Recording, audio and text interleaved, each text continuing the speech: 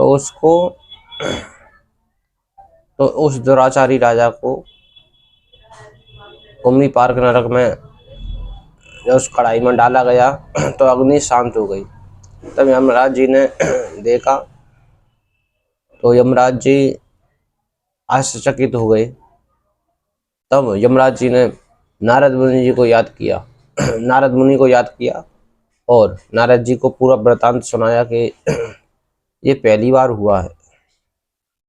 तब नारद जी ने अपनी दिव्य दृष्टि से उस घटना को आंखें बंद करके देखा तो उनके सामने पूरी घटना सामने आ गई। तब नारद जी ने बताया कि हे यमराज, ये दुराचारी तो था, ये सत्य है, लेकिन एक यमुना के तट पर संत आत्मा गोपी चंदन का तिलक लगा रही थी। तो वो जब वो तिलक लगा रही थी तो उसके कुछ गोपी चंदन की बूंदें पृथ्वी पर गिर गई थी और जहां इसका सिर गिरा वहीं उनकी गोपी चंदन की कुछ बूंदें टपक गई थी। तो उस जिसका सिर स्पर्श हुआ उस गोपी चंदन की बूंदों से, इसलिए ये अग्नि शांत हुई है। तब यमराज जी ने कहा, इतना महत्व है गोपी चंदन तिलक लगाने का? उन्होंने कहा, हाँ, गोपी चंदन का तिलक लगाने वाले कभी यम की यातना को नहीं भोगते।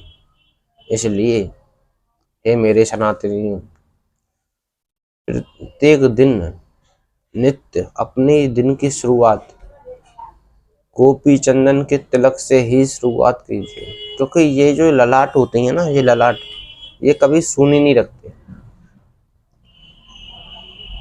इसको सूना, देखिए, जो तिलक नहीं लगाता,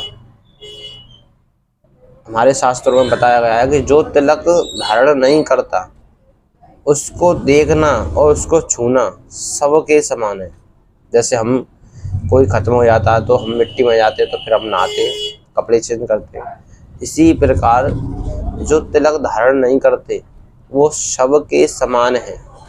इसलिए प्रत्येक जीव को नित्य अपने दिन की शुरुआत तिलक लगाकर भगवान का स्मरण करके करनी चाहिए, क्योंकि ये जीवन उन्हीं ने दिया है।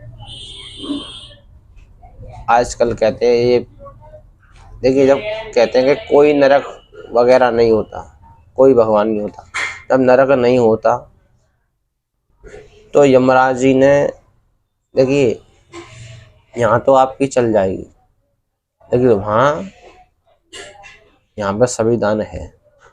इसी प्रकार वहाँ पे भी कर्मों का हिसाब करने के लिए भगवान ने यमराज को ये ड्यूटी नियुक्त किया है। यमराज को वो सारी लेख जो भी आप कर रहे हो, अच्छे बुरे, वो सब आपको हिसाब देना पड़ेगा। इसलिए अपने दिन की शुरुआत गोपी चंदन से करनी चाहिए।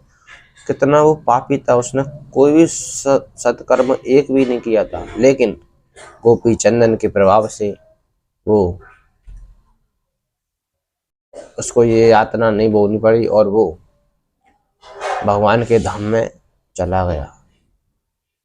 तो ऐसा है गोपी चंदन का महत्व।